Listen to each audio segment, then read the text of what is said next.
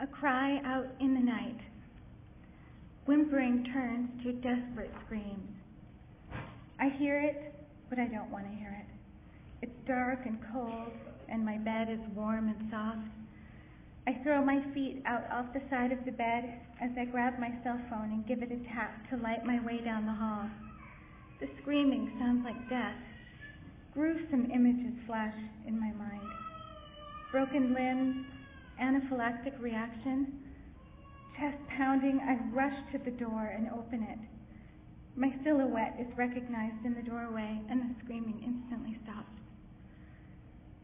Once again, I cradle my child's head against my heart in the wee hours.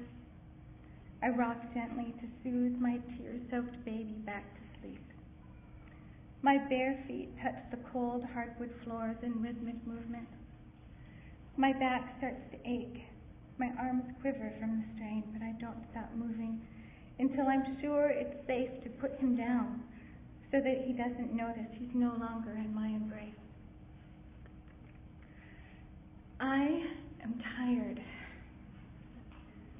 As I make my way back to bed for the third time this night, images of my own mother flash through my mind. Was she there for me when I was up in the night?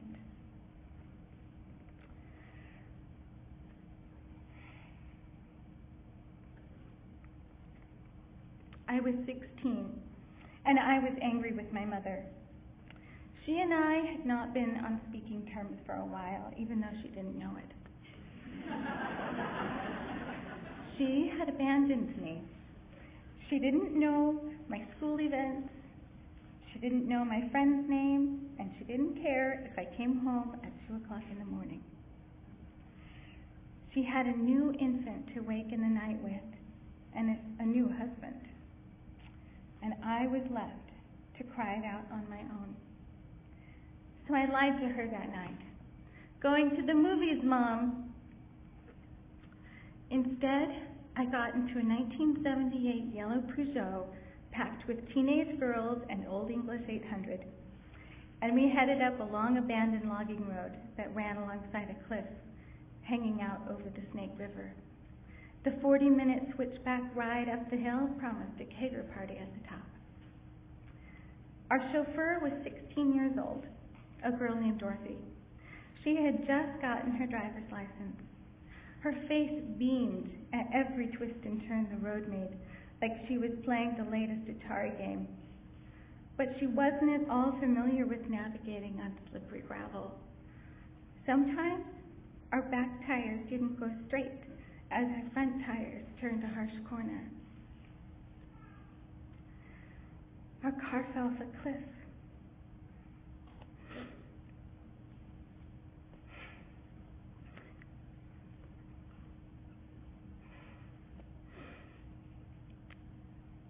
Feet. It was caught by the only cedar left on the clear-cut logging road, and it threw my friend Janet from the car. Her arm was pinned under the left front tire, broken, but keeping her from falling to her death. The children that remained in the car with me, although mildly injured, were covered in my blood from my face and my torso that slammed through the dash in the front windshield, shattering the glass with my cheekbones and rib cage.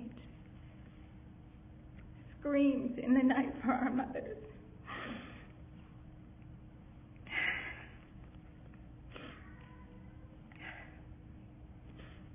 Out of a dead sleep, in the darkness, a ringing.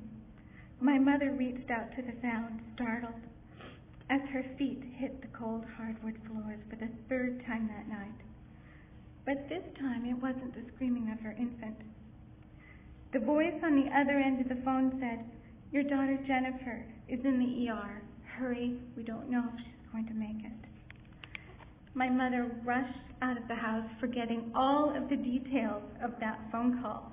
Gruesome images flashed through her mind as she drove. Because I'd lied to my mother and I told her that I went to the movies, She went to the wrong ER, demanding to see her baby girl who wasn't there. Confused, she went to another ER and yet another, until she found me. She was too late. I had already left my broken body behind to become one with the light, surrounded in a warm glow that comforted me in divine embrace.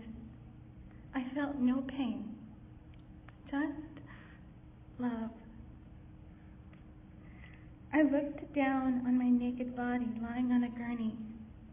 I watched as the frantic emergency room doctor and 3 nurses pump an airbag on my face and do chest compressions, while the blaring EKG flatlined. There was panic in the room. My mother burst through the ER double doors, exhausted, yelling, "My baby, my baby!" In an instant, my breath was back with painful force, and I cried out for my mother.